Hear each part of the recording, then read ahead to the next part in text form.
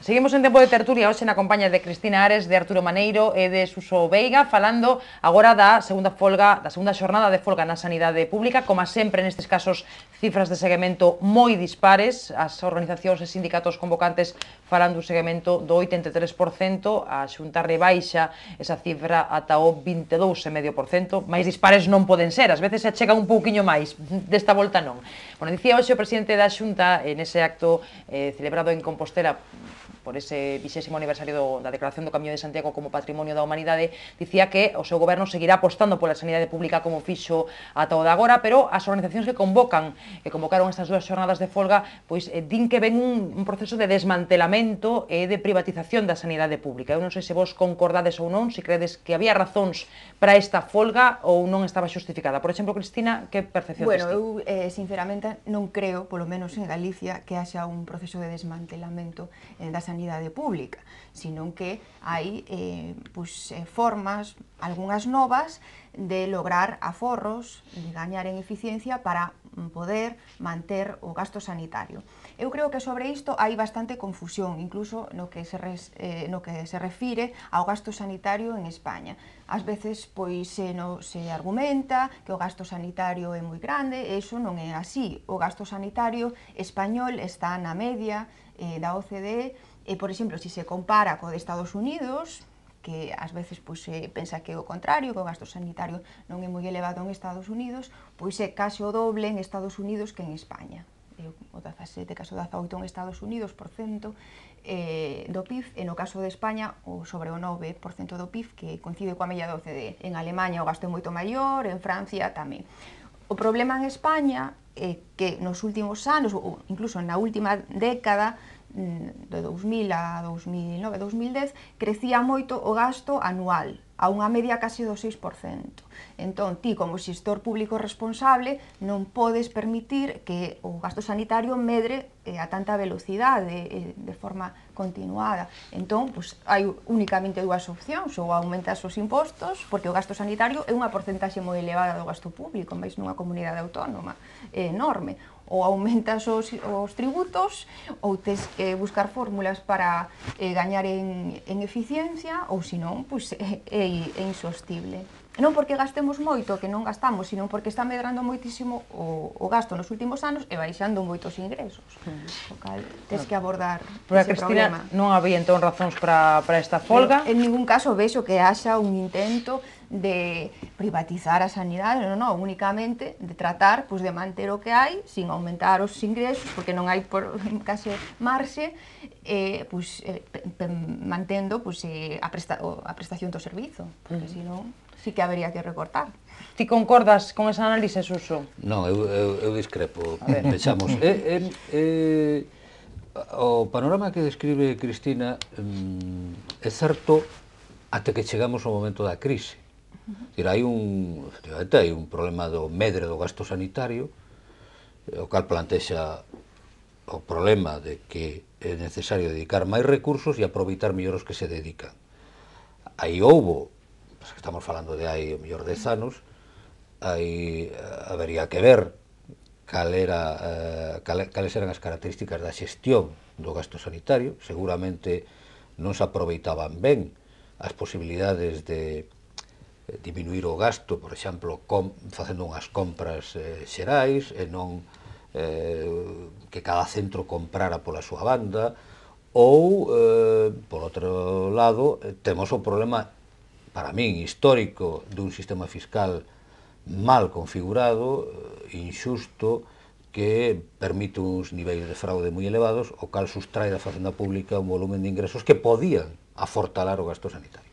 Pero cando chegamos á crise, cando comezamos a partir do 2008, en esa época estamos, hai unha novedade que non sucedía antes, por parte, por exemplo, do goberno galego, porque está transferida a competencia de sanidade, noutros gobernos seguramente máis que aquí, pero aquí tamén, e é que dende hai uns anos para aquí estáse diminuindo anualmente o volumen de recursos destinados á sanidade. Pero porque diminúe o presuposto da Xunta de Galicia, moito.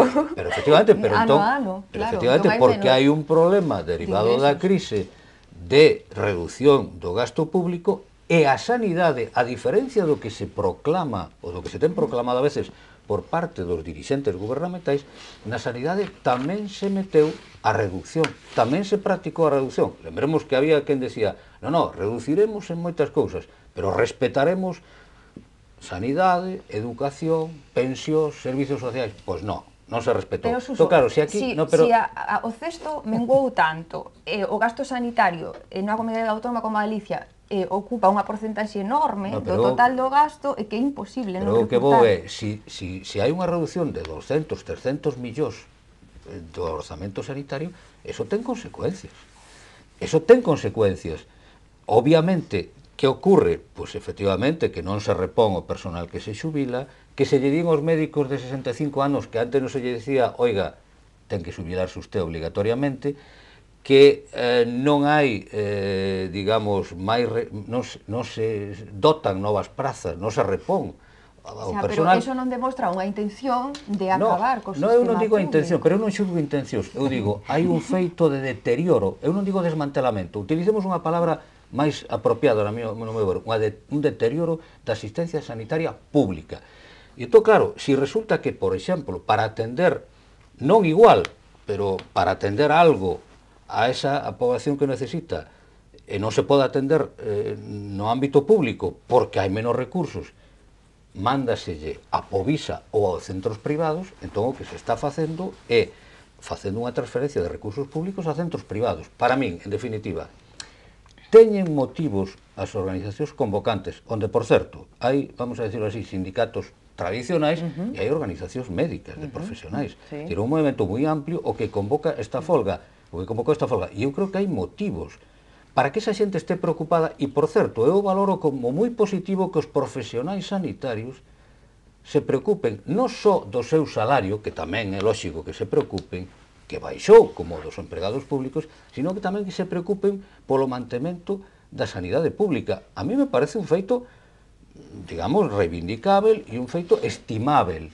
E nese sentido, parece un sinal de saúde e de madurez justamente dos empregados públicos nun sector crítico, nun sector moi apreciado pola poboación que quere, eu creo que moi mayoritariamente, que se conserve digamos, o servicio público sanitario de calidade que temos históricamente. Ti con quen estás, Arturo? Con Cristina ou con Suso? A ver. Bueno, eu estou comigo mesmo, neste caso creo que vou a poñer a miña idea.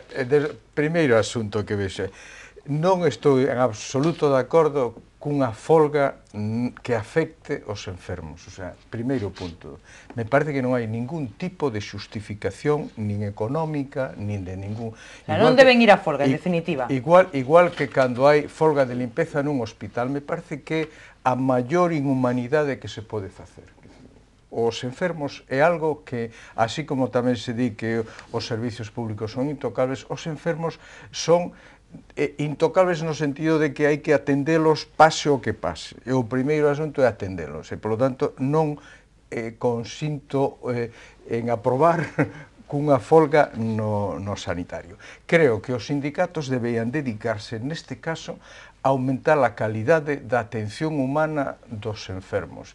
Hai moitos sectores no sistema público que atende moi ben aos enfermos e que hai moita xente, pero canta máis xente este capacitada e disposta a atender humanamente os enfermos, mellor. Creo que aí se debían dedicar os sindicatos. E logo hai outro asunto que está aparecendo últimamente unha especie de nova bruxa ou novo demo que é a privatización. Entón, como é privatización, hai que leválo á fogueira. Bueno, a privatización será bo ou malo según funcione ben ou funcione mal. Se a sanidade pública nun momento determinado non é capaz de atender a todos os enfermos, me parece que é lóxico que diga, pois vostede pode ser operado en tal clínica porque está aí, porque ten servicios e porque ao mellor me custa menos que o atendan aí e que lle fagan todo aí que crear eu un novo hospital, nova estructura. En Galicia houve momentos en que se dixo que o sistema sanitario estaba a punto de colapsar, porque é é unha especie de sistema que non ten fin, cada vez necesita máis cartos, porque cada vez hai máis xente maior, cada vez hai máis enfermos, cada vez hai máis, diremos, instrumentos técnicos mellores, moi costosos, e todo iso é unha especie de efecto progresivo permanente. Entonces, ten que haber un sistema de racionalidade, de decir, vamos a intentar que o servizo siga funcionando, pero de forma racional. Entón, bueno, pues, creo que non se están utilizando criterios racionales en todo o tema da defensa da sanidade pública, que creo que está funcionando bastante ben en Galicia. Nada que ver, nada que ver. Creo que a veces se confunde a privatización coa xestión privada ou indirecta pois que se poda facer ou externalizar algúns pacientes e que son cousas distintas.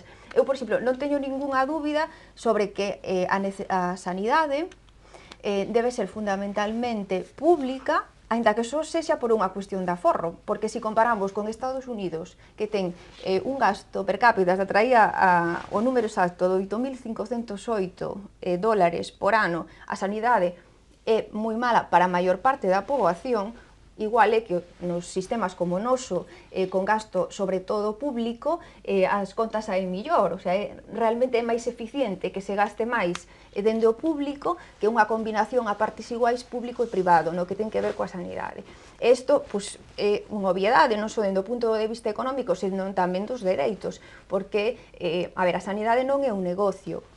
Entón, se se deixa en mans privadas maioritariamente, pois hai as persoas que xa están enfermas ou que teñen máis risco de caer enfermas, etc., pois non poderán facer fronte aos custes do seu cuidado, da súa saúde, pois porque o prezo do aseguramento será excesivo, porque algúns hospitais non terán acceso, etc. O mesmo na investigación. A sanidade non é moi boa porque durante anos se gastou en investigación e innovación en materia sanitaria. Eso dende o sector privado, polo menos dende a nosa tradición, non se vai facer nunca. Entón, a ver, a nosa sanidade foi moi boa durante moito tempo e o sigue sendo. Sigue sendo moi boa. O que temos que ter claro é que iso custa cartos e que efectivamente cada vez imos vivir máis anos, a porcentaxe de poboación maior vai medrar porque hai poucos nacementos e nos vai costar máis manter este nivel de prestacións. Iso é así. Entón, evidentemente, ou teremos que pagar máis ou terán que deixar de facerse cousas, desviar máis cartos á sanidade. Pero que neste momento a situación é a que é como moi apremiante. Entón, neste momento, subir ingresos é posible. Vale, xa se están facendo cousas para combater o fraude, pero non soluciona o problema que tes a curto prazo. Que dis que non é negocio a sanidade pública, non é negocio para, diríamos, a empresa que presta esa sanidade, o Estado ou a comunidade autónoma, pero é un negocio para todos os proveedores. Os proveedores de todo o material sanitario, que son millóns e millóns, é un negocio. Bueno, é un negocio para un hospital que non acepta enfermos crónicos. Sí, pero é negocio moi importante que están todos aí intentando colocar os seus produtos porque hai moitísimo diñeiro. Dai un pouco que decías ti de ter centrais de compra, de ter uns sistemas racionais, de eso, pero que é negocio, para moitos é negocio. Pero tamén é un negocio, falando de termos así xa pouco obscenamente mercantis, tamén é un negocio para quen, aquela empresa privada que teña unha clínica e que reciba enfermos procedentes da sanidade pública. Porque se eu monto, eso é como se eu tivera unha empresa en xeral no que se me asegura os clientes. Se a mí se me asegura os clientes, determinados fíjate ti que diferencia e que alguén me vai pagar. Non me van pagar os clientes, vale. A diferencia de Estados Unidos non me pagan os clientes. Págame a administración pública que me vai entregar o diñeiro correspondente á factura que eu lle fago por eses doentes asistidos. Por certo, eu lle vou pasar unha factura, empresa privada, que me vai dar moito beneficio, porque eu, o que lle pago eu aos empregados da miña clínica é significativamente inferior ao nivel salarial que rixe na administración sanitaria pública. Por lo tanto, o negocio é moi bo para esa clínica. Esa clínica ten asegurados clientes. E por que ten asegurados clientes? Porque non nos pode atender non nos pode atender a sanidade pública. Ese criterio de asegurados non é certo. Porque o gordo e o custoso o asume a sanidade pública, senón non sería. Claro, pero asume o custoso, por exemplo, en materia de investimentos e de, digamos, atención especializada. Preguntémoslle a xente, hoxe hai moita xente que di, oye, eu si teño algo grave, onde vou? Vou ao hospital, non vou a unha clínica privada, pois teño máis confianza no hospital que nas clínicas privadas, polo menos en Galicia, eu non falo en Cataluña, que o mellor é outra situación. Eso está claro. Pois ben, o que digo é, o problema é que as clínicas privadas viven gracias, en boa medida, aos clientes que lle suministra a administración sanitaria pública, porque vamos ao problema, gástase pouco en termos relativos en relación a outros países, gástase pouco en sanidade pública aquí. Gástase pouco, tú dixeche antes. Se gasta todo. Casi todo gástase de público. Casi todo. Todo no. Pero casi todo. Gástase todo. Eu creo que gástase pouco a sanidade pública é un pozo sin fondo. Pero vamos a ver. É un pozo sin fondo que... Pero non se gasta máis que noutros países. Gástase menos que noutros países. E o que se gasta é maioritariamente... O problema que temos gástase aquí... todo, o sea, díxate de bromas. É a mellor sanidade que temos en Europa. Per cápita, 3.000 dólares por ano. En Alemania, si xa trouxen o dato, 4.495. En Francia, 4.118. Esas son estadísticas. No, OCDE. Traballo con datos estadísticas. Perdona, pero, oye, pero cuando... Tú sustés que se gastan... Moi brevemente, pero as listas de espera que hai xente que... As listas de espera, como se resolven?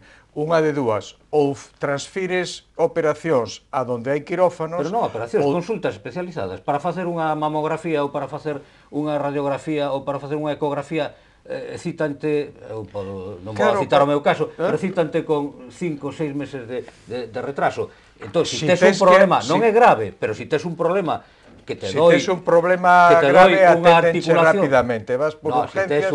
grave, non. Ainda que non se xa grave, vas por urgencias e che atenden cun catarro. Pero se fora certo o que dis tú de que o nivel de gasto é suficiente para atender satisfactoriamente a población... É todo. Non é certo, Como non é certo? Os índices de listas de espera indican que o nivel de satisfacción na atención sanitaria, sendo boa en relación a que había hai 20 anos, eso non o nega ninguén, non é suficientemente boa. É dicir, é necesario mellorar, para o cual eu son dos que defendería eu estou disposto como cidadán a que me suban os impostos, ou a defender que, por exemplo, se crea un imposto sobre grandes fortunas para con eses cartos mellorar a atención sanitaria pública.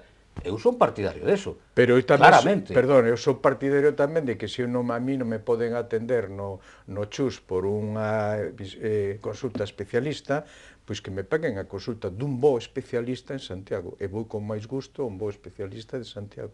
Claro, e por que non vou a ir? Se é bo, se ten fama, se demostrou que é o mellor, dice, bueno, pues a min que me pague a min esa parte en lugar dali, que me paga este señor, que xa está aquí instalado, ten fama, ten sona, a mí me dá confianza, e polo tanto, bueno, pues é un tipo de asignación de recursos distinto dunha sanidade pública. Que ese médico vai a gañar cartos, bueno, pues os mereceu.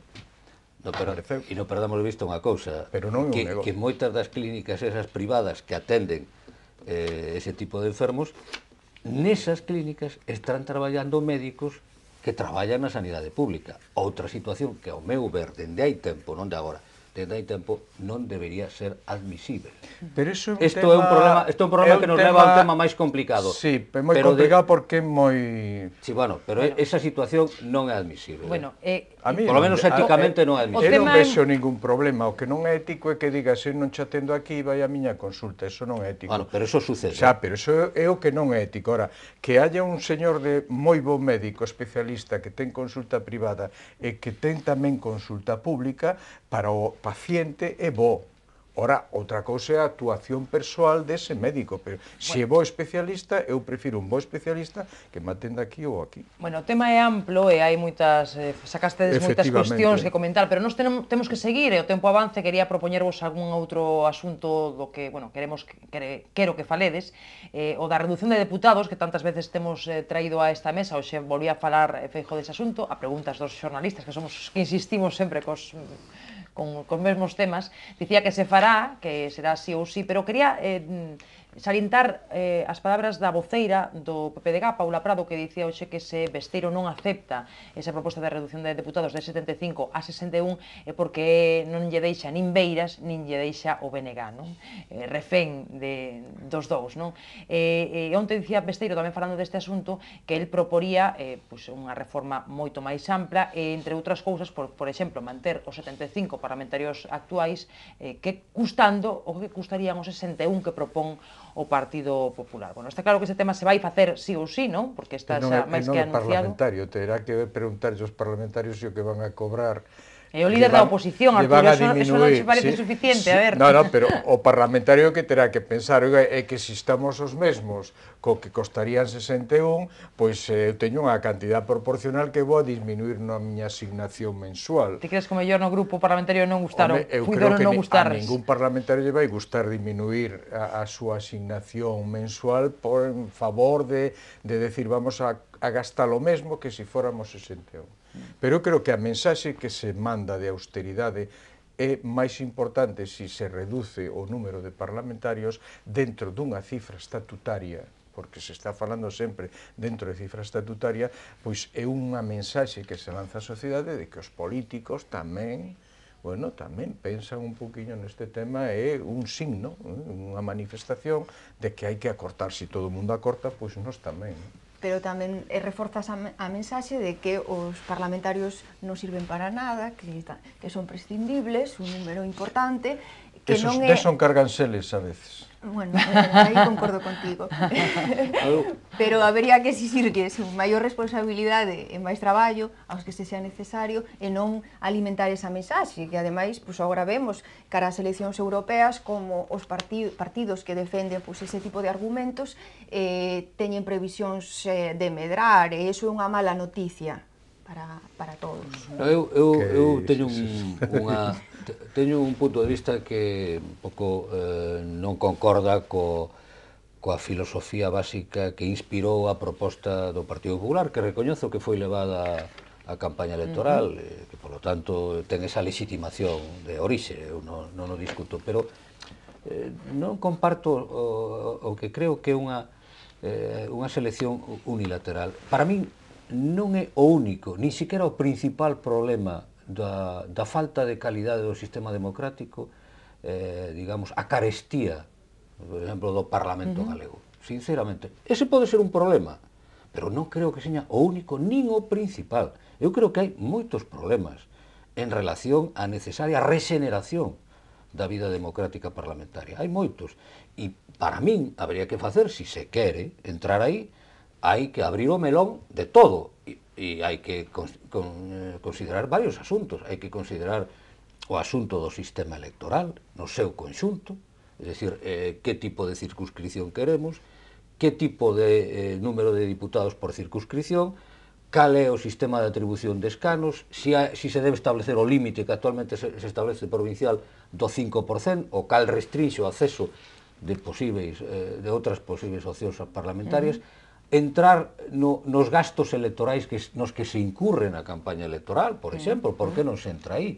Actualmente procédese a enviar obligatoriamente papeletas a todos os domicilios que é pagado por os fondos públicos. Para mí non é necesario, eso se pode aforrar directamente. En fin, e podíamos seguir por ese lado, ou reformar o regulamento do Parlamento galego, que leva sin reformarse desde hai 20 anos, e non hai maneira de reformalo. Hai varios problemas en riba da mesa. Entón, que a min sexa seleccionado únicamente ese e dicindo, imos reducir, métenos nunha dinámica moi perigosa, porque eu son dos que creo que a democracia ten un custo económico. A democracia non é gratis, económicamente falando, ten un custe. Perdona, pero E estou aínda así é convencido máis de que sobra económica que xente. outro réxime. Bueno, sobra xente. Sobra xente no Entón, Parlamento galego. No, entón, por exemplo, Algún grupo en e por que non concreto, sobran está. as diputacións? Un grupo. As diputacións tamén poden sobrar. Por que o mismo grupo político que di Pero sobran... pero eso está cuestionado, sobran 14, está aí o debate. Sí, sobran ¿no? 14 diputados, o mismo grupo político di, no, pero as diputacións é moi relevante, non sobran. Ou non sobran determinadas... ou non sobra o Senado, porque non sobra o Senado. É dicir, pero cal é o criterio en virtude do cal Hai que cortar aquí e non hai que cortar no outro sitio? Dentro de todas as serio. medidas que se están vendo, pois hai unhas que son estatutariamente factibles, outras terías que facer unha modificación estatutaria, outras terías que facer unha modificación constitucional. Entón, cada unha destas decisións tens que ver donde é a posibilidade. Estamos falando dun asunto que efectivamente o Estatuto de Autonomía di que pode ser entre 61 e o que non sei cal é a cifra, E 80. E 80. Bueno, polo tanto estás movéndote en cifras que son estatutarias.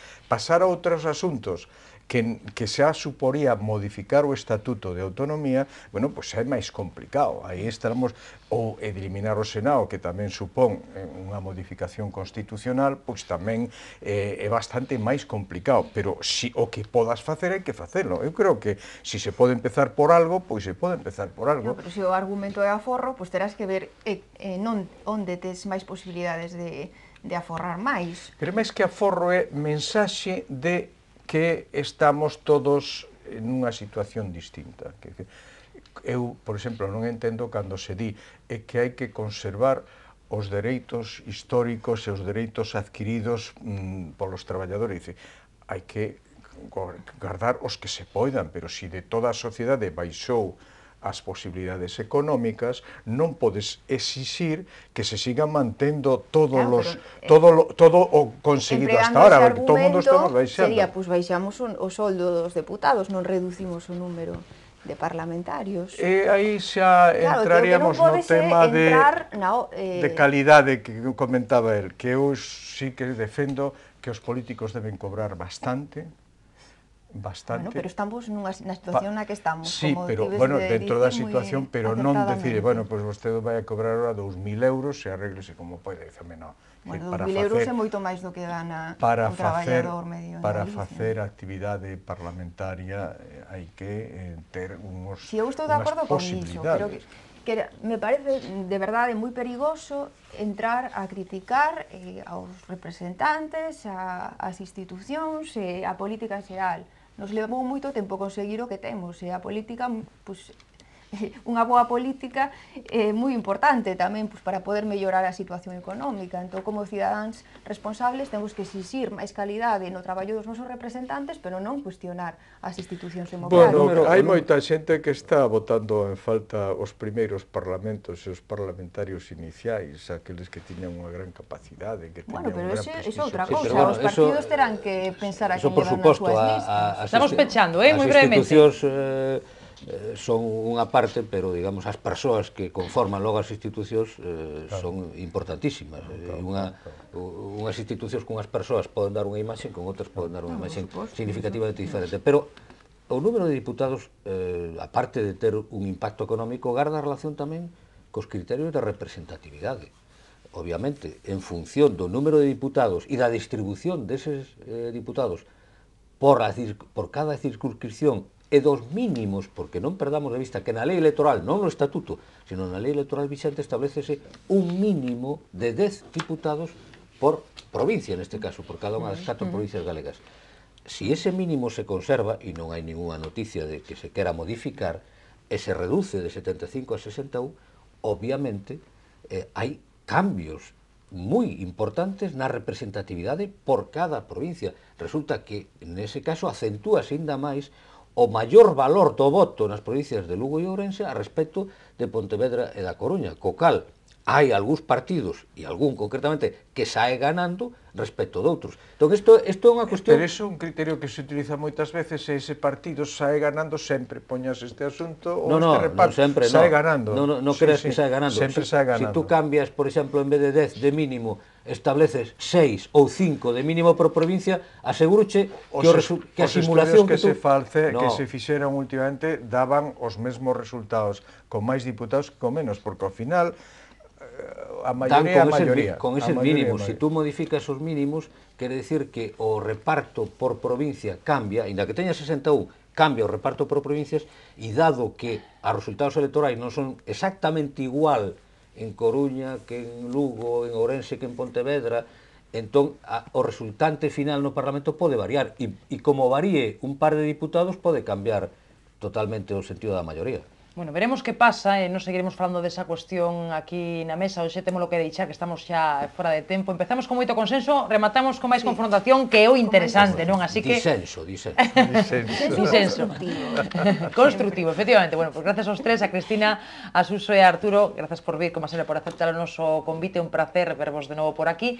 A todos, gracias por seguirnos. Mañá volvemos, a hora de sempre, para facer o que queremos facer sempre, que é analizar a actualidade que deixa o día.